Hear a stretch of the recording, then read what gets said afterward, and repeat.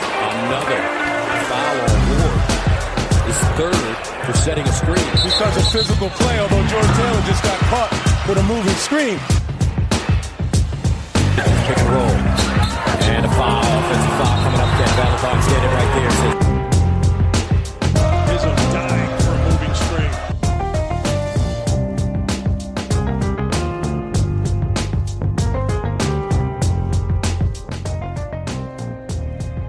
Happy holidays. Merry Christmas. Hello, everyone. This is Brendan Quinn of The Athletic here with Dylan Burkhart of UM Hoops. Dylan, say hello to the people. Happy holidays, and this is a special holiday edition of the Moving Screen. Very special holiday edition of the Moving Screen. Dylan and I on the road all day in Ann Arbor, in East Lansing, watched 95 combined points of victorious basketball from the two Moving Screen teams. It's a big day. Got a taste of your life. Yeah. Life on the road between two cities. Basketball in the state. This is what the podcast is about. This is a noon game between Michigan and Presbyterian in Ann Arbor, followed by a 7 o'clock game in East Lansing between Michigan State and EMU. Two pretty easy victories. Not a lot to dive into from each game, but we kind of wanted to use this as a chance to reset the season, kind of look back on the first half, and get out on the road and bring this podcast to both sites. I think we were well received here. You're courtside. Yeah.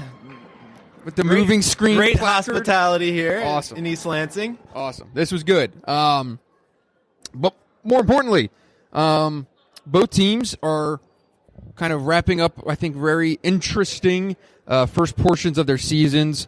We're going to touch on each game briefly and then kind of get into some bigger picture stuff, including some recruiting and roster stuff for Michigan, which is obviously pressing and interesting. So we'll start with where our feet are, right? Be where your feet are. We'll start in East Lansing. Michigan State, easy win over EMU. We thought this was going to be the better of the two games. Turned out they were both horrible. It was not. I think EMU started 1 of 19 from the field, something like that. Generally atrocious. Generally, I don't know that there's much to take from either game. No. In terms of the actual game, but I think you look at Michigan State and you say 50% three-point shooting. Exactly. That's a welcome sign after the last couple weeks. Really, it was a great shooting week for Michigan State altogether. All it takes is one shitty story from yours truly, and boom. You start diving into the stats, Boom. diving into the I see some spreadsheet screenshots up there. I mean, all of a sudden the shots go in. If you could just wrote that. Yeah, I wrote that their three-point shooting was on pace to be the worst ever in program history. They promptly went 9 for 21 against, who was that? Northwestern. And then 15 for 30 tonight. More importantly, though, without Rocket Watts, obviously still one more game. I do see some things that are trending in the right way, maybe. Namely, I thought Aaron Henry was a little bit better. He was great against tonight. Northwestern, and even a little bit better today. The shoulders are getting a little higher. The chin is getting a little higher. Starting to see some flickers of light in the eye, What'd you see from him tonight? He looked great tonight. He looked really comfortable against the zone. I thought he made a lot of great passes kind of right in the middle. I feel like Michigan State pretty much had that zone figured out, which helped him basically get to those spots, and he knew that he could kind of shot fake and make that next pass for a dunk or an open shot. And then it just helps. His three-point shot hasn't always been consistent, but when it goes down, the rest of his game kind of seems to flow right from there. Yeah, I feel like this is the game that scouts imagine. I think this is the game that everyone kind of wants to see, where it's, you check every box on the box score. 12 points, 9 rebounds, 6 assists, 2 blocks, all over the place, active, getting into the middle of the defense, kind of making plays. They were able to do some stuff through him, which is a big step forward. I thought Cassius, his shot looked really good. He showed great patience against the zone all night. But you're right. There aren't great deal of like. The big problem with a game like this is, yeah, it's great to see a unique defense and go against a 2-3 zone and prepare you for when you might see it later, but you're not going to see a team that really plays like Eastern Michigan anytime soon. So what you can do against a zone sort of limited how much that's actually going to help you down the line, right? For sure. It's hard. I mean, I think the bigger thing was just making shots. It's just a team that needs to see the ball go down, and you got a lot of that. Down in Ann Arbor. Can we talk? I have Yes. a Michigan State question Yes. for you. Or do you want to wait to get into bigger picture stuff? Is it pertaining to tonight? It's more big picture. We'll save it. We'll go into Presbyterian because there's a lot to unpack there. That- Actually, not take so that much. mental note. All right, so Michigan 186-44 against a pretty bad Presbyterian team. Big news of the day, Isaiah Livers, muscle strain, missed the remainder of the game. There was no update offered afterward. But, you know, it's one of those deals, if it's going to happen, this isn't exactly the worst time because you do get some break, obviously with the holiday. But, you know, if... You do have 2 weeks until the next... Right. Until the Michigan State game, right? You have Yeah. 1 week off, and then you have another week after the UMass Lowell game. So the timing, not necessarily terrible, but we don't know anything about the severity. If it's anything or, significant, it's obviously huge. Michigan can't really. That's like Michigan's not a deep team. Yeah. Cannot really afford any kind of significant injuries there. And he does so much. He kind of completes the offense, so to speak, right? I mean, you need him as a shot maker because without him, we saw Michigan go with a whole bunch of different looks that we really haven't seen all year. Yeah, do you think that was one of the other notable things of the day was, I think, getting a look at kind of the two big lineup with Colin Castleton playing alongside both John Teskey and Austin Davis, but then also extended run for Adrian Nunez for the first time in a long time. Yeah, it boils down to healthy bodies. Brandon Johns did not play because he was sick. Franz Wagner was under the weather, and they basically shut him down early in the second half. So someone had to play, and I find it interesting that they played Colin at the 4. Basically all of Colin's minutes today were at the 4, and he has not really played that spot, I think Juwan said, since the summer, basically. It's a little bit frustrating because you probably wanted to see Colin get some time at the 5, where it's more likely that he'll make an impact on a healthy Michigan roster. Sure. I'm not sure that he looked solid. He did some good things at the 4. He's still a little too slow when he's posting the ball up. He still does not really see the floor in those spots, and he missed his one jump shot. I'm not sure he's going to take minutes away from Brandon Johns at that spot right now. Johns can just do so much more as a 4-man right now. Especially when it's league play and it's Big Ten basketball and Big Ten front courts. Like Colin, he has shown it, like you can count it on one hand. He has shown it before, but it's on one hand. The ability to play through any degree of contact is still kind of few and far between for him. Whereas Brandon can kind of, I feel like, uses athleticism to counteract that. Castleton still seems that if it's contact, he's kind of just thrown off of his play or whatever it might be. Yeah, and he just needs to go. He takes 1 or 2 or 3 just kind of slow dribbles whenever he catches the ball, and it's just he doesn't. It'd be one thing if he's drawing a double team and kicking it back out, but he just doesn't. He's just too much of a one-track mind when he catches the ball in those spots. And I don't know that he gives you the same amount of offensive rebounding Johns does. I don't know. I think you still probably like Johns' defense at that spot better. So I don't know. And Johns has he can stretch the floor a little bit more. He's hit a couple threes this year. So Adrian Nunez getting playing time makes sense again with the lack of depth. I think he fouled out in 12 minutes, and that continues to be his issues on the defensive end of the court. He's not necessarily shooting the ball all that well. He did hit, I think you tweeted it was his most confident-looking shot he's taken all year. That one step back. Pump fake, step back, and he hit it. I'm a little worried we're going to get caged in here. But I don't think so. I don't think there's a gate on the front of this one. They are literally breaking down Breslin as we are doing this, but I think we're all right. So, yeah, were there any other? I mean, you obviously wrote off of today's game. Did you have any takeaways that we haven't touched on here? I think the big thing's health. I mean, yeah. You're looking at potentially 3 guys under the weather, hurt to some degree. Obviously, it's an okay time for that, but it speaks to just how shallow Michigan might be. It's good to get some of those guys minutes, but Michigan needs Isaiah Livers playing 35 minutes a game if Michigan's going to be what it wants to be. No doubt. I mean, the only thing, like, you could put it this way, if you want to put a positive spin on it, it's, hey, if he's fine, well, at least you're getting extra minutes for guys. You're getting time, and, like, this is something I harped on a lot during Beeline's time, was that when they would play these games, he would play his starters, even if everyone was healthy. He would play guys crazy minutes early on because he was so paranoid about these whatever teams they were playing, and then you would, catch an injury in February or something and have to play a guy in a spot where he was completely green and hasn't even seen himself on film. John Beeline was not checking C.J. Barrett into the game at the under 16 of the second half. No, not at all. It would have been, like, with the injuries or with the guys out of the lineup today, it would have even been a tighter. Like, all 5 starters would have played like 33 minutes today.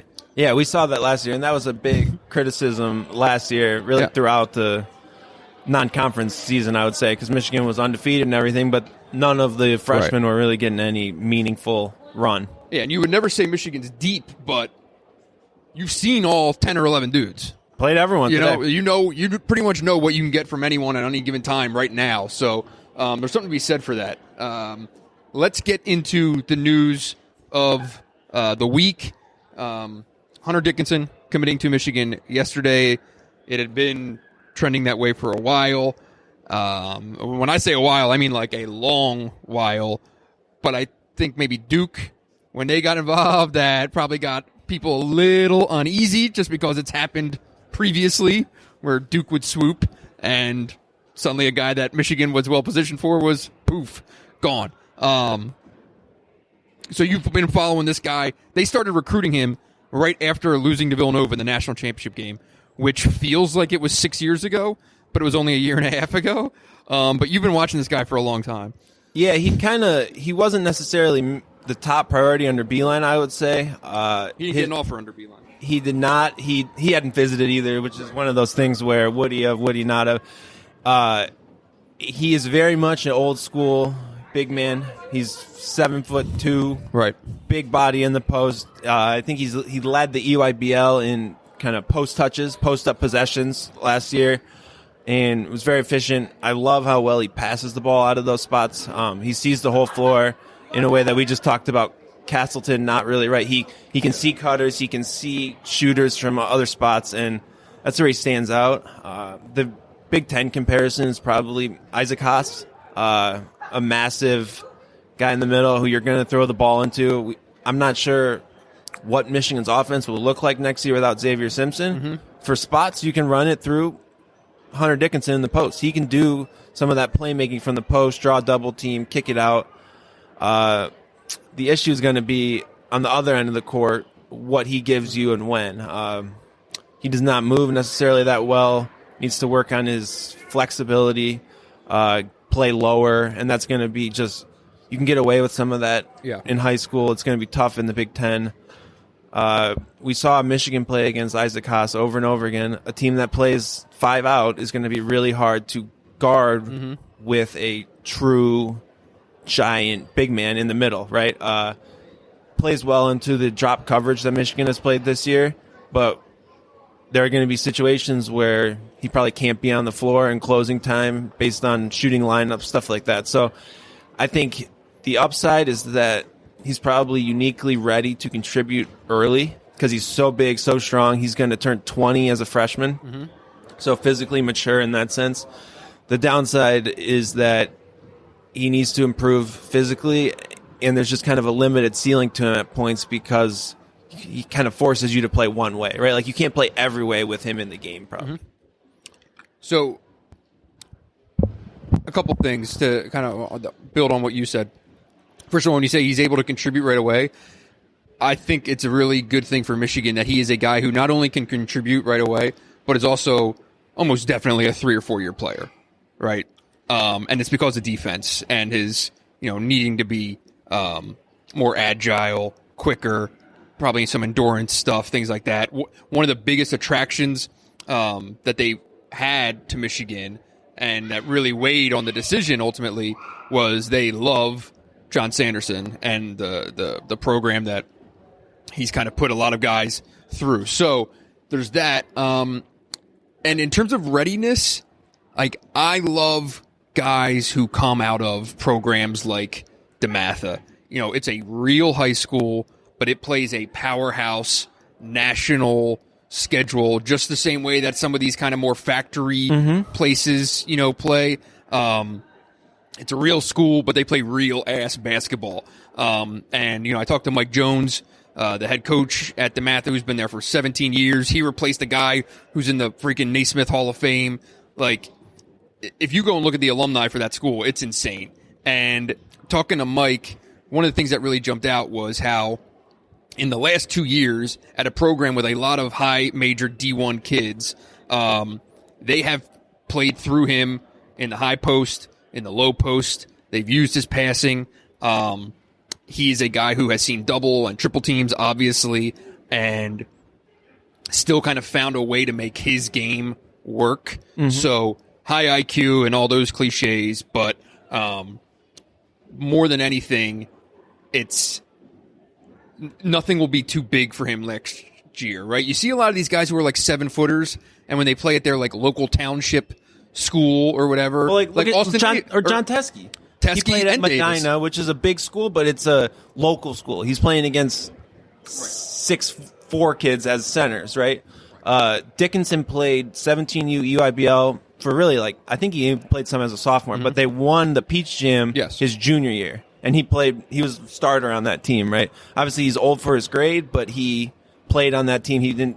A lot of kids play 16U at that age, and he was playing. So he's very considered one of the best AAU teams in recent memory. That team takeover. Yeah, and it's a great program.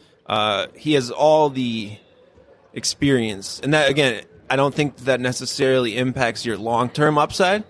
But it impacts how ready you are to maybe translate. He's played for good coaches. He's been around all that stuff. So that definitely, I completely agree. I also want to go back to what you said about how he's probably a multi-year player. That's really a recruiting inefficiency at this point. If you can get some of those guys, there's not a lot of them. You don't find a lot of Hunter Dickinsons around. But the NBA is not clamoring for him either. So a guy like Isaac Haas, he was a unique prospect, one that Purdue had to go out and land. Same with Caleb Swanigan. But those guys aren't running off to the NBA because they're not necessarily coveted there. So you find these guys, and it's not like any school can just get them because you have to. There's just not that many 7-footers, no doubt. But you have them for a few years, and you can really build around them in a way that you can't do with maybe a 6'10" guy who shoots threes and does highlight dunks all the time, right? Those guys are going to be a lot more coveted in the league, I would say. Right. And I don't think that he's a guy that he's not someone where I'd say, man, it's a real shame that he can't come in behind John Teskey and spend a year banging with him in practice. I think he's going to be walk in, get him out there. He doesn't need to be a dude who sits and waits his turn. I'm not saying he's going to play 30 minutes a game next year, but I think he should play next year. I think that you would say over 15, but probably under 25. Right? I think there's I don't know how many minutes he can play at this level based on his current conditioning level, but I think that he will play minutes, especially on a team that is going to be replacing John Teskey, who's playing the most minutes I think any center in the Big Ten is at this point. So now let's get a little bit kind of deeper in the weeds on this thing. And we were talking earlier tonight, it's not a coincidence that Michigan is finding success with team takeover. It's not a success, or it's not a coincidence that the program is finding success in the Metro DC Mid-Atlantic area. The DMV. For those who don't know, while Isaiah Todd, plays in North Carolina, he is a Baltimore native. Obviously, Dickinson is coming out of the DC area. His family is originally from the Buffalo area, but they have been in DC, I think, basically since he's been alive. And The next one that might be coming, that I think we both believe is coming, is Terrence Williams. 6'8" kid. Staff loves him. He's another guy that they all think is multi-year kid, and he thinks he's a multi-year kid. That's something that has been told to me, is that he has said to them, like, that's valuable. I am coming to school to be a college basketball player. That has been communicated to the staff, and every coach is like falling out of their chair to hear that nowadays. And you might say that's not surprising for a top 75 kid. Yeah. It still is surprising for a top 75 kid. No doubt. The thing that I think stands out about Williams is if you watch his film or you watch Dickinson's film, you'll notice the other one. They play really well off each other. Williams is I love how well he plays off the ball. Great cutter. He can knock down shots. Good size to finish inside.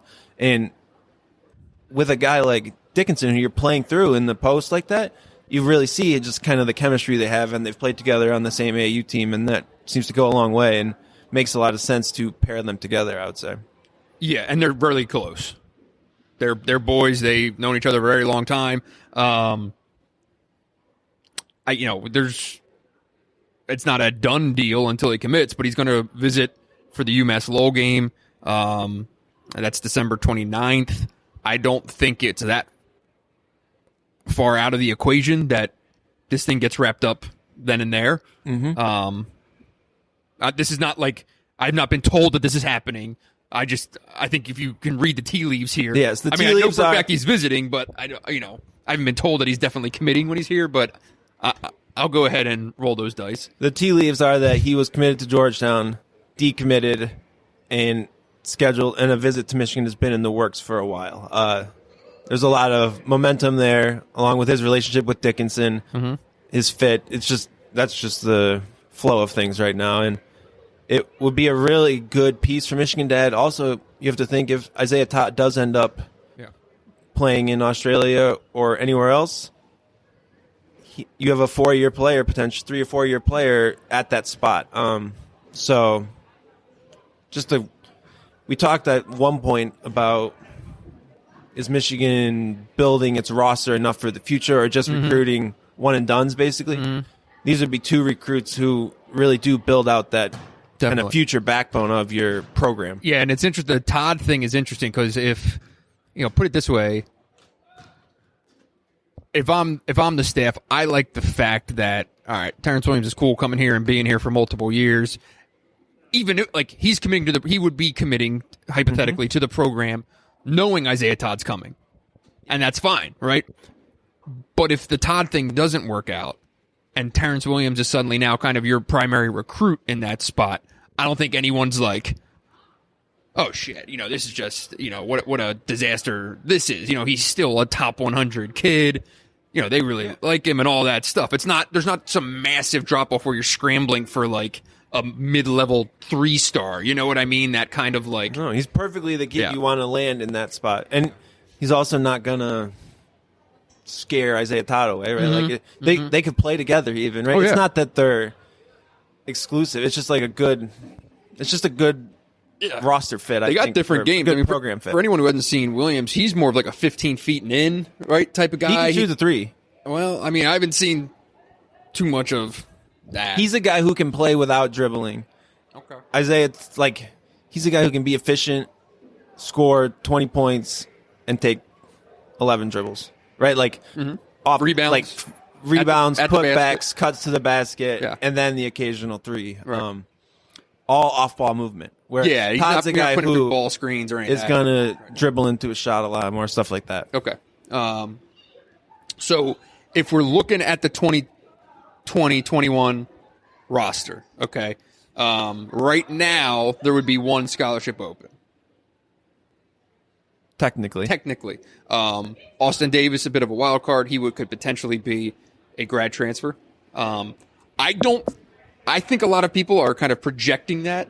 I don't know if that's set in stone. Austin Davis is a guy who loves Michigan. He's playing really close. If he wants to go somewhere and play just to be able to play basketball, that's fine. But I don't know if he's necessarily clamoring to get out for minutes. So and what we know is that under Beeline, a fifth year had not stayed at Michigan for like a decade, but we are now in a new era. We don't know really what to expect from that. So who knows? But that would potentially be a second open scholarship. Then you would have Eli Brooks coming back, David DeJulius coming back as kind of your primary backcourt, potentially. You have Isaiah Livers, you have Brandon Johns, Adrian Nunez, Colin Castleton, Cole Bajama, Franz. Bajama? Dude, I've been messing up his name for 2 years. I'm going to mess it up for 2 more years after this. Franz Wagner, Zeb Jackson, Isaiah Todd, Hunter Dickinson as the freshman.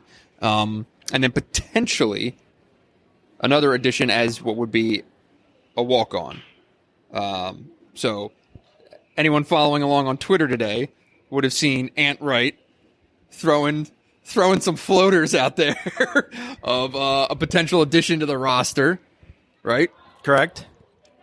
Wasn't that hard to figure out who this would possibly be, and I'd say any rumors about Brandon Wade. I can tell you from what I've asked around about, while nothing's official, nothing is officially set in stone. Yes, that is the name that is there. You covered his recruitment because Michigan was kind of involved there for a little bit.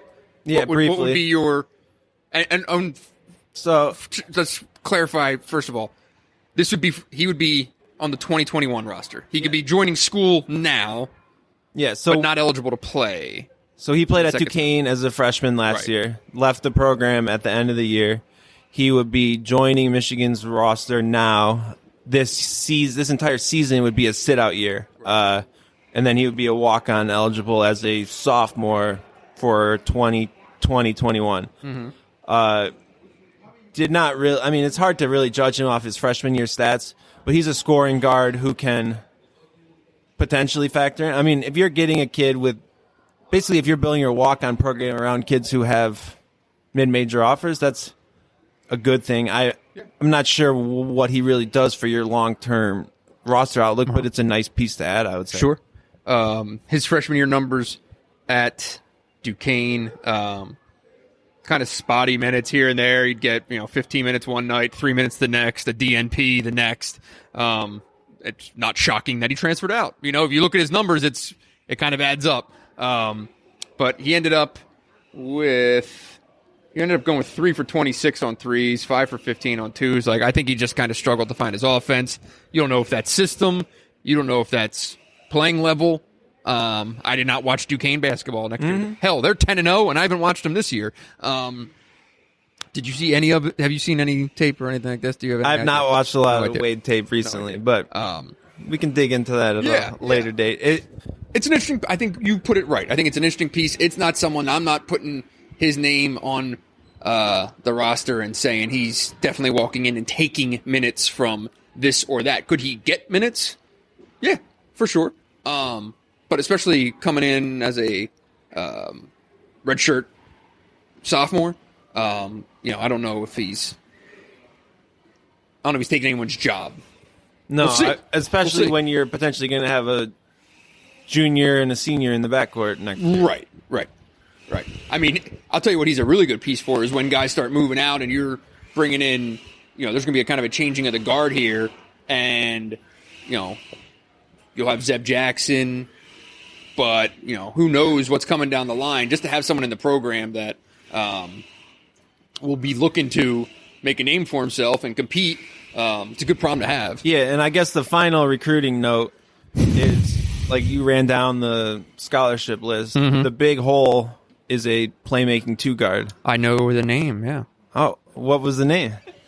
So I know where you're going with this. Joshua Christopher is the big fish left on the board.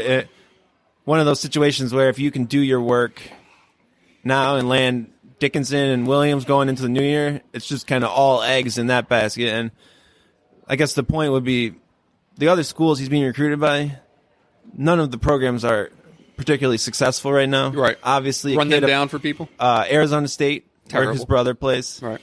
Missouri got a big win over Illinois today, but okay. Right. And UCLA, not great. Not great. So he has ties to all those schools and whatnot. And UCLA's playing style kind of, he's a California kid who has UCLA on his list is how I look at that. He is, and he's friends with the O'Neal kid, so he has ties, like it's the local school, right? Sure. There's potentially a huge opportunity sitting in Michigan where you can come in and say, you're going to be the guy with this whole team we've built around you. Right. I assume that's going to be the pitch over the next few months. That would be a monster class.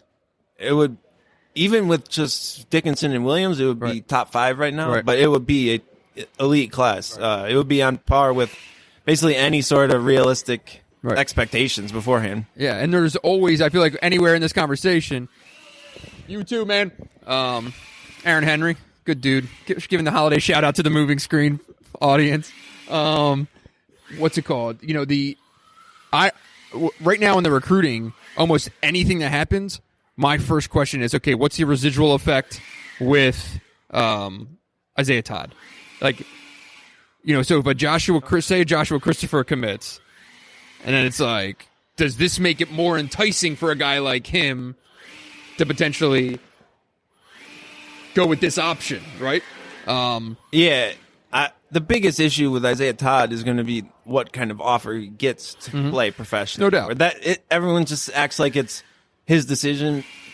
Someone has to make an offer that makes that decision worth happening, right? That's what I think is the biggest key with that people, like, it's not just like he has the two hats sitting on a table right now. But if you're Michigan, you also want to be able to present as attractive of a situation as possible, so that, all right, look, I mean, if someone offers the kid $2 million or something like that, well, okay, well, sorry, I'm gone. But, you know, if it's for sure, if it's not, you know, a knock you on your ass amount of money or something, then okay, shit, I go play with this guy and this guy and this guy and play for Juwan Howard, and that sounds good, you know, something like that. Go to London for a night, it'd be a whole show. Hey, not bad at all. Yeah, right. That certainly will be the pitch. Yeah. Yeah. And so if they don't get Christopher, I would just sit on the scholarship, wait until the spring, see who's available, see what transfers pop up. Yeah, I don't think there's no reason, I think, to get involved with anyone right now beyond what the work you've already done. Yeah, and the spring is a whole recruiting period at this point. Just look at Oregon. Between reclassifications, between coaches being fired, all sorts of other nonsense, that's when you really do your work, I would say. Yeah, and what's good, I really think that for Michigan fans to consider also is, you know, that they've got these guys in the fold, right? And it's not, you know, one commit for next year where you're still spending an inordinate amount of time on 20, right? Yeah. With all these guys in the fold, they can be spending all this time on 21 and 22 and kind of getting into that recruiting calendar that they're behind on. You really want, right? And it's hard to catch up sometimes, but they've just flown through all that. I don't think you could ask for much more if you're Michigan. Yeah, I think we did a podcast like early. Right. We said how many 5 stars or something would Juwan Howard land. I think you said I said 0 or 2. If he's 0 or 2. So 2 top 35 right now, but that's interesting prediction you made back then. How about that? Every once in a while, you know a few things maybe. Or maybe you're just lucky. Probably the latter. Let's get into Michigan State here. What time are we on here? We're at about 30 minutes. All right. We'll go a little big picture, mid-season stuff on Michigan State, and then we'll wrap up with some big picture Michigan stuff on the team. So with State, you know, it's been such this, like, the first 2 months of this year feels like it's taken a year. And it's just between, you know, always opening with the champions is such a big thing, and then Maui and a road trip to Seton Hall and the Cassius situation, and always just trying to figure out what the team is. They come out of it, I think, about as good, in as good of a place as one could really hope, all things considered. With losing Joshua Langford, with Cassius Winston going through something that no one can really comprehend, Rocket Watts goes down, you know, you've got this just gaping, moving hole, at the 2 spot. They haven't really figured out the 4. Is the record what people want it to be? No. But I'm just saying, with all the circumstances, if you wrote that out in the beginning of the year, I'd been like, is that team going to be over 500 at Christmas? You know what I mean? Yes. I'm not trying to spit shine anything. No. So I feel like it's setting up where January will determine how we remember November and December. If January goes well, it'll be this is the stretch that we gutted through and it made us. Yeah. If January goes poorly, it'll be that was when we cut our Achilles out and we ruined ourselves, right? Like, you've set yourself up now. You got by the Seton Hall win. Yeah. Malik Hall hitting all those threes. I could save the whole season. And you'll look back on it, even if Malik Hall's not whatever he ends up this year, that game, without it, you're looking at Michigan State's resume and the best win is over who? Right? Like, that is the saving grace of this resume right now. Because the non-conference is basically done. They're not getting a quality win. That game is the one that just buys you life. It reminds me of Michigan winning at Texas a couple years back, where they just hadn't done anything, and you just need that one win, and then you're fine, right? You're not going to jump up a couple seed lines because you're non-conference, but it's not going to just kill you, right? So now, if you win 3 games in a row, if you beat Michigan, if you go and you start out 3-0 in January, all of a sudden, you're back in the top 15, you're winning games. No one cares what happened in Maui. I have a prediction. Uh-oh. I don't know what's going to happen at the end of the year, but Michigan State will be in first place in the Big Ten at the end of January, going into February. It's a product of the schedule. Which is creepily similar to what happened last year, if I remember right. And that can be all it takes. Yeah. Just win the games you're supposed to, and all of a sudden you're back where everyone said you'd be. And because everyone else is going to... 3 losses doesn't mean anything in the 30-game season. Right now it looks bad because what's Michigan State? I see you have Ken Pum up there. What's the strength of schedule? Top 15? It's on the bottom left. 60. Okay, so they've played a tough schedule. Everyone else is going to go in conference play, losing games. I just think that they still have every possibility they want in front of them. They just haven't boosted themselves up, right? Yeah, no doubt. I mean, if they go 15-5 in the league, you're still 2 or 3 seed, 3 seed. Yeah. I mean, everyone's losing. That's the other thing. There's a reason there's been 6 number 1 teams in the country, but the fact that Michigan State opens league play with 3 straight home games is considering you're someone that really needs momentum. Needs to get some good stuff going. That's pretty clutch. They start with Illinois and then Michigan and then Minnesota. Worst case scenario is 2-1, I think.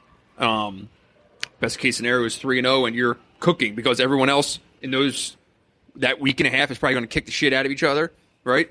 So they're already the only team that's 2-0. Now you get 3 straight home games.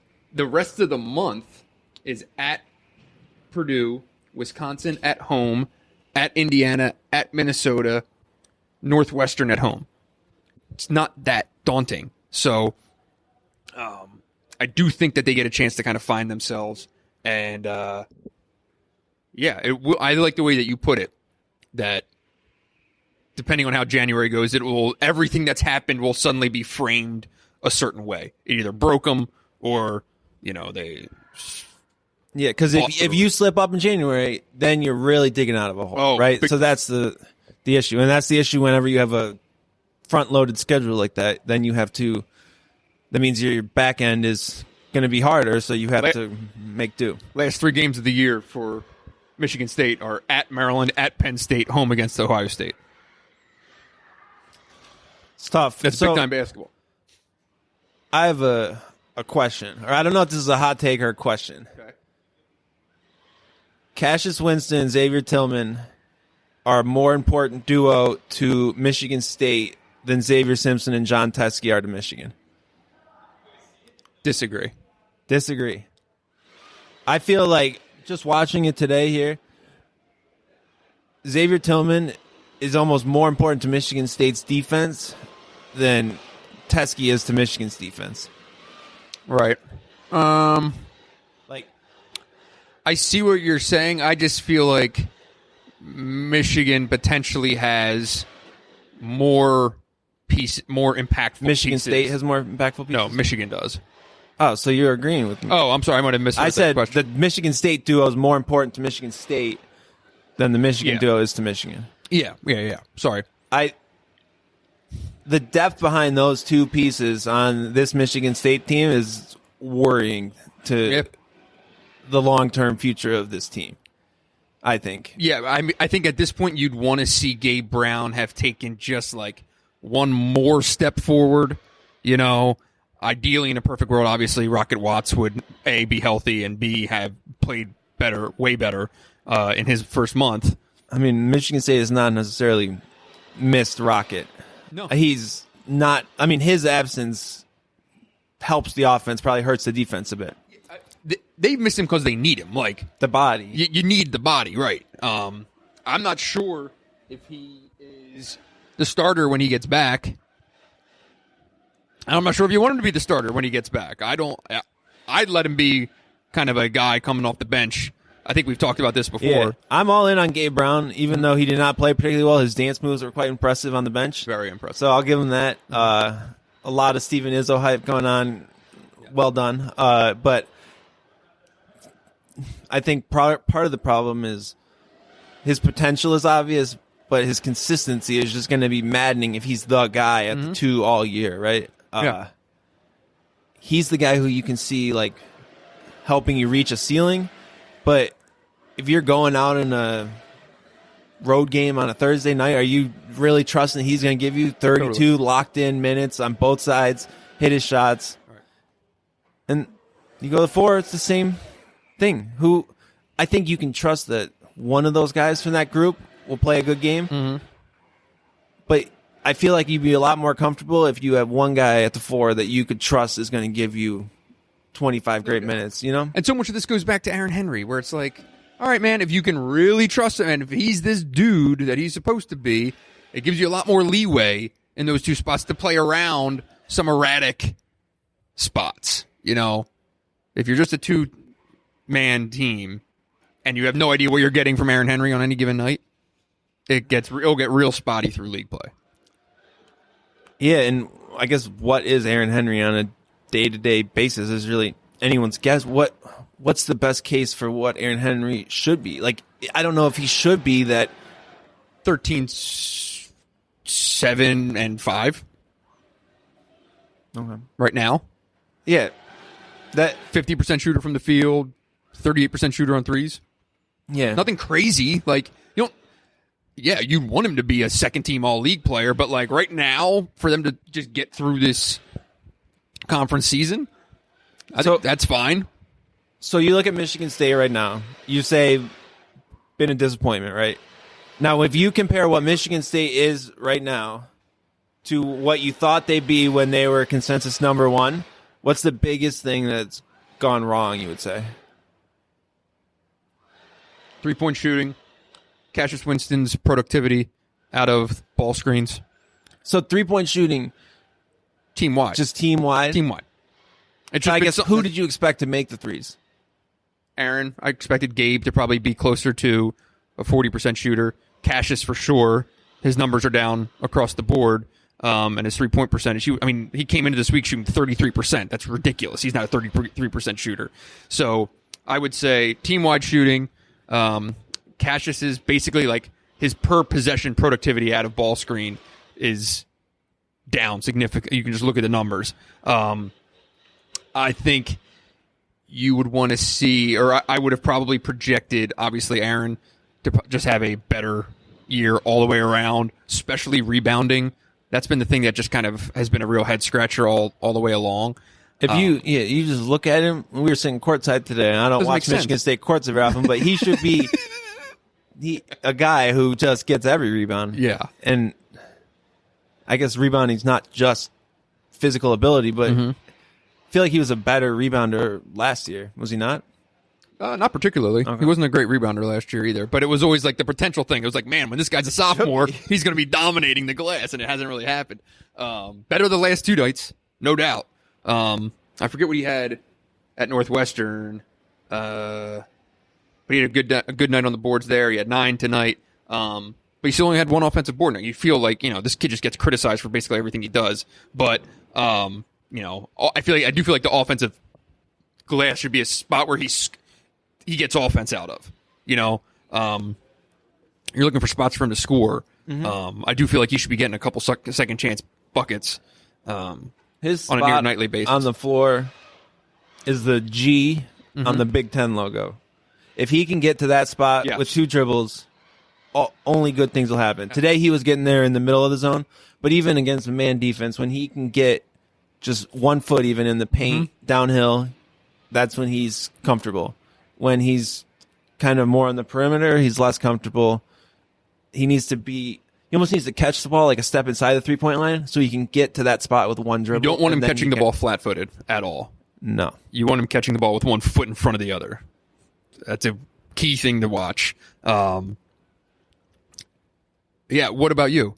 Was there anything that you really kind of thought was going to play out? I was talking in the summer that I was worried about replacing the 3-point shooting at the 2 and the 4. And I think that's been a big issue. And I think I don't think, obviously I don't think Cassius is really playing bad. I think that his shooting is more just a product of the fact that he doesn't have automatic shooters everywhere else. You could not guard Michigan State last year how teams are guarding Michigan State this year. No way. Right? It was by the time they played Michigan, and I really watched a lot of just thinking about those games because there was the 3 games we covered in 3 weeks, whatever it was. You have to have an obsession with how you would not help off of guys. Basically, almost how teams are guarding Michigan right now, where Livers is shooting 50% from 3, Brooks is shooting 50% from 3. So you would try to do the Louisville game plan where you are able to close out on those guys, but it's really, really hard. There's not a guy who you're screaming on the bench before the shot goes up, when the closeout's bad. Sure. Right. There were plays last year where if that happened, you would look at the other coaching staff and they would be screaming, just turning around, going down, what the hell? We worked on this all week. I don't know who that guy is on this team. Yeah. I think that they've tried to play more out of the post a little bit with Tillman, which has brought his efficiency down. I don't think that's really his game. His game is defense, catching the ball off ball screens, and he can do all that. Right. You don't have a pick and pop threat. Right. Just those are big things that this team, I don't really see an answer to all of them. So I think they're going to have to come up with some other answers. This team's best case scenario is not going to look like what last year's team looked like. Right. But at this point last year, we weren't sure what last year's team was going to look like. So it's how they find that thing, right? How they find that adjustment. If they can find that really just equilibrium or balance to the offense. I think. I mean, I talked about it in that 3-point story where it's, 1-4, 1-5 ball screen for Michigan State. You have no reason to not throw 2 bodies with Cassius off of it. And in terms of Cassius's productivity, both scoring and finding other guys, all of that adds up. All that leads to what the looks that he gets, the passes that he's able to make, all those things. And you're right. They're going to have to find some different counters. There's going to have to be some different ideas of getting guys into the position where they can be most productive. And they did it last year. There's a reason this staff is what this staff is. There's a reason Tom Izzo's in the Hall of Fame. It wasn't easy, right? They got to that point. They didn't come into the season doing any of that stuff. Right. I'm curious what you think of this team's defense. If you look at their Torvik numbers, basically unadjusted, it's the defense that is not top 10. And makes sense. Matt McQuaid was probably one of the most, maybe not by Michigan State fans, but one of the most underappreciated defenders. Right. Kenny was a great defender in a lot of ways, great rebounder, cleaned all that up. Tillman's great, but who else is a great defender on this team? Yeah, here's the thing. When you had those guys, you could hide other guys, and you really can't hide anyone right now. That's a problem. And you're playing maybe more than one guy at a time you want to hide. Right. Exactly.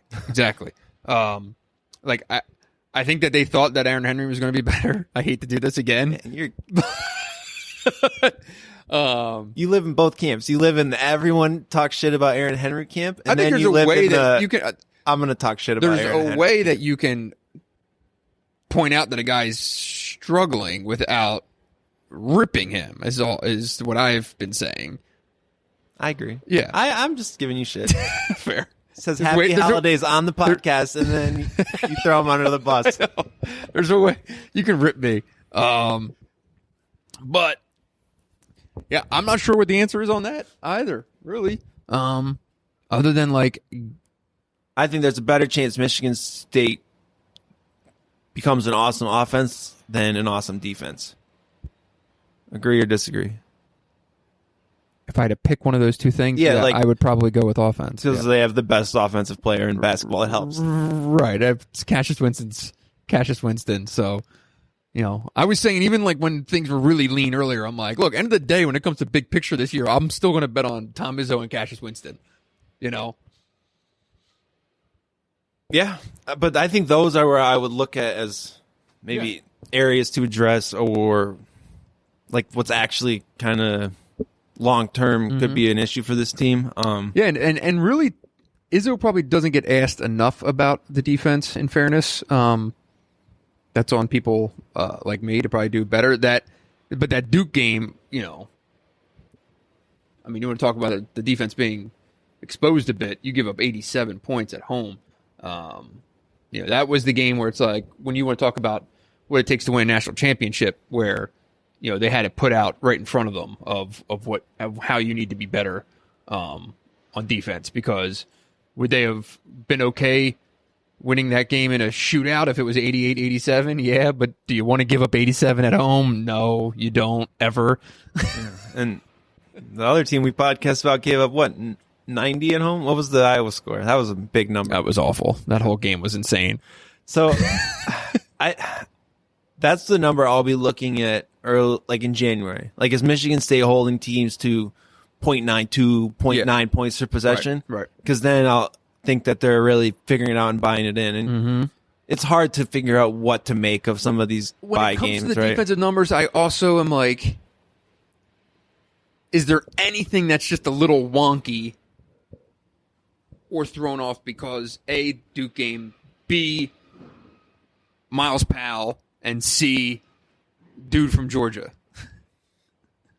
Well, yeah, but you know what I mean? That's 3 of I 12 understand, games. But like those dudes were also making guarded shots. You know what I mean? I'm just all I'm saying is I agree with your general point about the defense. When it comes to like numbers and stuff like that, dudes didn't make guarded shots against Matt McQuaid last year. No.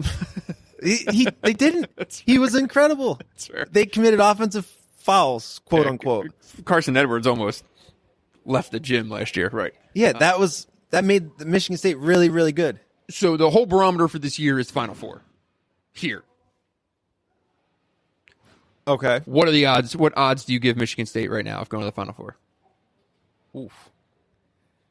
Well, the good thing is that there's probably only one team I'd give single-digit odds to right now, maybe like Gonzaga. Yep. So if there's 10? 25 teams that are in the 10 to 20 to 1 range, like who the hell knows, right? Like it's not like you're like, man, Michigan State wouldn't want to draw that team. Who are you actually afraid of if you're Michigan State? You're going to have the best offensive player on the floor no matter who you play in the NCAA tournament. Yeah. One of the ones I'd be worried about is Oregon, but I think watching that team live was really damn impressive. But all right, let's flip over. What are we on now? 45 minutes? 53 minutes. We'll hit over to Michigan. So Michigan, I would certainly say you do the intro for Michigan. It's hard to know how to feel about this Michigan team based on what we saw in the Bahamas. And then what happened after, and trying to figure out what's up, what's down from all that is tricky. You have to look at the fact that Iowa State and North Carolina aren't particularly great. You have to look at the fact that Michigan played so many tough games in a row, many away from home, and I won't tell you Michigan has a bad loss right now, right? Illinois is trying its best to make that a bad loss, but they're what? They're 15th on KenPom right now? 44th. No, Michigan. Oh, yeah. So that feels about right to me. And to be fair, before the year, I was not particularly convinced that Michigan would be a top 20 team, like soundly. And I think they are right now. And that says something. I really curious to see what this team looks like in Big Ten play against the scouting in Big Ten play against teams that have thought about guarding Xavier Simpson for 2.5 years, how they make adjustments, basically all the things that we think about talking about in February and March on last year's pod. Is that, I was going to ask your biggest concern, is that it, that you're going to face a bunch of defenses that have actually dealt with Xavier Simpson and will have a more concrete idea of what it takes to kind of match up with Michigan? Yeah, like if Xavier Simpson has the flu, I don't know how Michigan's scoring. If you like Michigan, just who's the secondary creator? What's the secondary thing you can go to? I'm not sure who the person is and what that style of play is. Like, is it Eli Brooks? It was Eli Brooks at Illinois. He made a bunch of mid-range shots. I don't know if that's going to get you through the year. Is it David DeJulius? He made a bunch of shots today, but didn't record an assist in a game Michigan won by 40. Is it Isaiah Livers?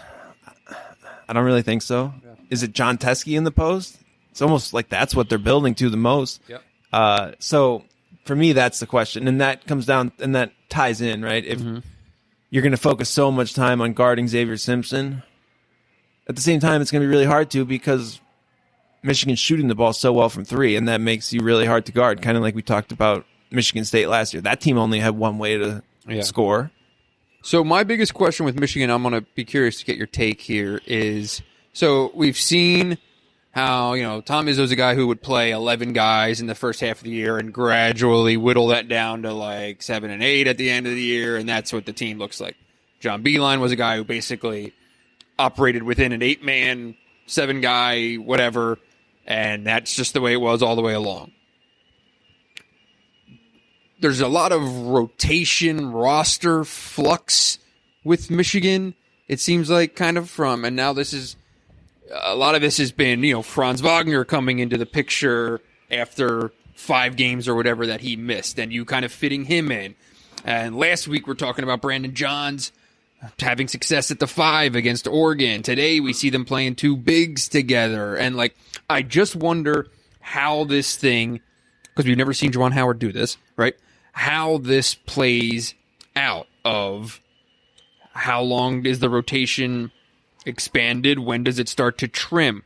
Is he a guy who goes some games with a Brandon Johns at the 5 and then you don't even see it the next game, right? Like it's not even a question really. No, you don't know the answer either, but I'm really curious to see how that kind of plays out. So today he said he leaves games often worrying he should have played Cole Badgman more. Yeah. And barely played Cole. So yeah. he wants to be a guy who plays his bench more minutes, right? He seems to be pretty clear in that. I also think when the chips are down in the second half of games, he's rode with his guys, right? Like Michigan wasn't going deep on the bench against Oregon. He almost, like we're all talking about putting a starter back in that game, but he played 7 guys, right? He kind of locked in on basically one lineup there for a while.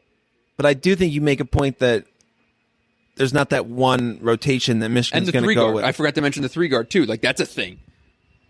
What kind of life does that see in the next 2.5 months? I do think he changes how he plays it based on matchups more than Beilein ever did. He barely played the 3 guard at all at Louisville because they played basically 2 6'6" type of guys at the 3 and the 4. He, I think, played big today because, injuries, but also because he thought that's how they could win the game, right? They were dominating inside. He just said, put 2 big guys in there, we'll get every rebound, and it worked. I mean, if you remember before, maybe in the offseason, we talked about, every Michigan win look the same way, right? Like last year, under Beilein, low turnovers, basically the same amount of threes, no offensive rebounds, rarely get to the free throw line. I think we've seen that kind of spiral all over the place of late, where today Michigan won with offensive rebounding, getting the free throw line. Other games they've won with basically all spread pick and roll and 3-point shooting. They play big. They play small. They do all these different things. The overall profile still looks a lot like a Beeline team, but it has been a little more variable. And he certainly seems open to, this is the team we're playing. This is, I think we're going to beat them, right? So I don't know. And it's interesting because that's a really interesting way of putting it, because I feel like then the next natural conversation is, okay, well, which is better? Do you want to be the team that this is what we do and this is how we win and this is what we rely on and blah, blah, blah, blah? Or do you want the team that is flexible and can adjust to circumstances and things like that? Because a lot of the losses last year, right, Michigan was kind of banging its head on the wall doing what it tried to do, and it didn't work, and there was really few other options. I think you can make first of all, the right answer is you can make a case for both. There's no the right answer. You want to be the right amount of flexible based on the players you have. It's easy to be flexible if you got that old school Coach Cal team with 2 lines of players. You can do whatever the hell you want. If you have all these 5 stars, you can only be as flexible in college basketball as your talent. So you have to be realistic about how flexible you can be, I think, and that might still be a feeling out process for Juwan, because in the NBA you can do that, right? You have a team of pros. I think you have to weigh the impact that some of those reserves or different style of play can make based on. It's like, I would love to see Michigan play Louisville 3 more times, and just kind of see what it would do differently. That's and what it would, what I mean? That's conference basketball. Yeah. So we'll see that. Yeah. How they adjust, like how they play Illinois the second time, and to what extent, right? And we don't really know that because we have not seen Michigan play a team twice yet. Who do you think should be the secondary creator on offense if, say, Xavier Simpson has 2 fouls or the other team's cheating off Xavier Simpson? Who do you want to put the ball? Who do you want to give the ball? Like, give the ball to operate off the dribble out of a ball screen? Say Xavier's off the ball this possession. Who's going to run the? Who's going to get someone else a shot or themselves?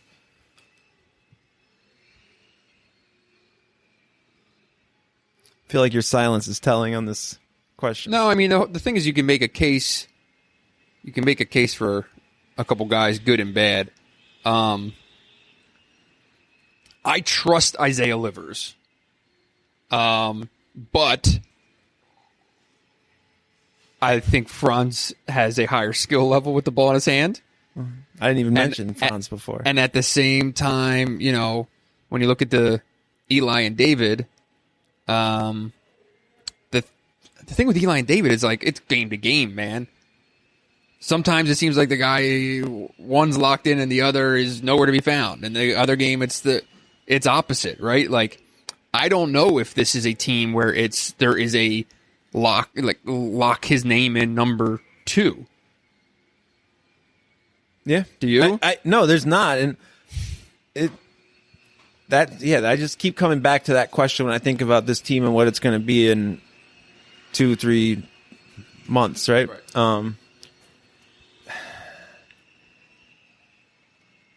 And yeah, I come back to just how the level of increased scouting you get to in the Big Ten and how that will play out. And I'm just really fascinated to watch that, just because I feel like, I know everyone loves March Madness, but like Big Ten conference basketball is like, that's my shit. Like, I'm here for all of it, right? So those are the storylines that I remember, so that I like to follow, and really, I think you really get to know a team and how they react to different things and over the course of that whole season. So, because like the thing that kind of skews what is Michigan is they're 11th in the country in effective field goal percentage right now, and I'm like, is that really what this team is? At what point is it not, though? I totally agree.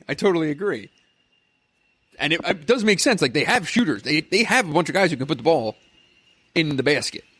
Yeah, most players next to Xavier Simpson, the first thing you're going to put next to their name on the scouting report is shooter. Sure. Like, Eli never shot the ball well, but he still that was his game, right? Like, he's, so, like, Isaiah Livers does not surprise me.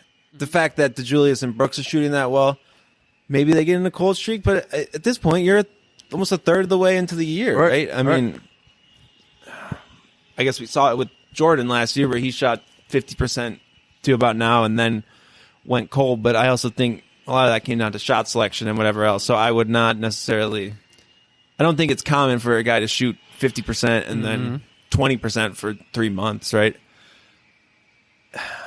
And your thoughts, you gave your thoughts on Michigan State's defense. What do you think about Michigan? I feel like they're chinks in the armor, and you just don't know how big the vulnerability is yet.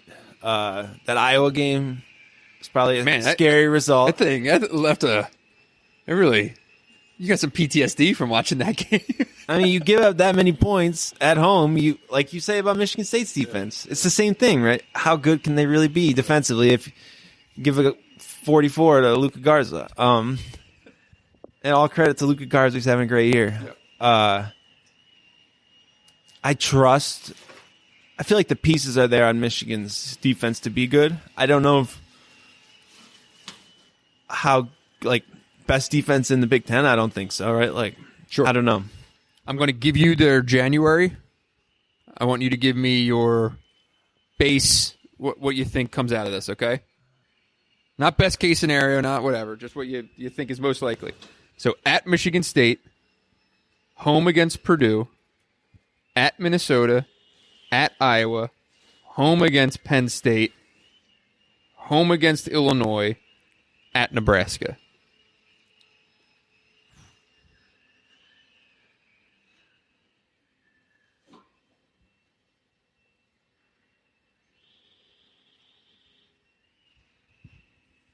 Was that 4.5 wins, 5 wins? I was going to say 4 and 3. Sounds right to me.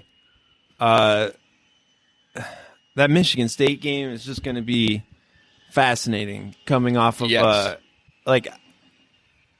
and that game will completely change the winning team's mindset. That's a good point. Yeah. We've seen it so often.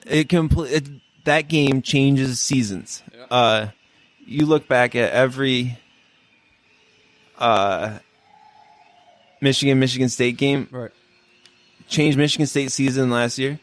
Changed Michigan season 2 years ago. It's just like the momentum that you take from that kind of a thing. Yeah. And to play it, I guess Michigan State plays before that, but for Michigan, they'll have a week off before that. We've all talked about Xavier Simpson's competitiveness, everything else. That it's just, that sets the table really for the season. I think for Michigan, that's like their. And what's wild is last year they played 3 times in 3 weeks or whatever it was, and in all of them, you knew exactly what the other team was. Both teams knew exactly what the other one was going to do. It was, I know because I was there. Those teams were so locked Smooth, in humble brag on what they were and what they were going to do and what the other team was. It was just so fascinating to see this game. I don't know if either team knows what the hell is going on. Let alone the other team. 100%. It's going to be walking out there, and I'm going to have zero idea what is going to happen. Yeah, I'm here for it. I mean, and it's so funny because the foundation of each team is the same as last year, and everything else is just wildly different, right? Yes. It's still Simpson versus Winston, Heskey versus Tillman, and then everything else just.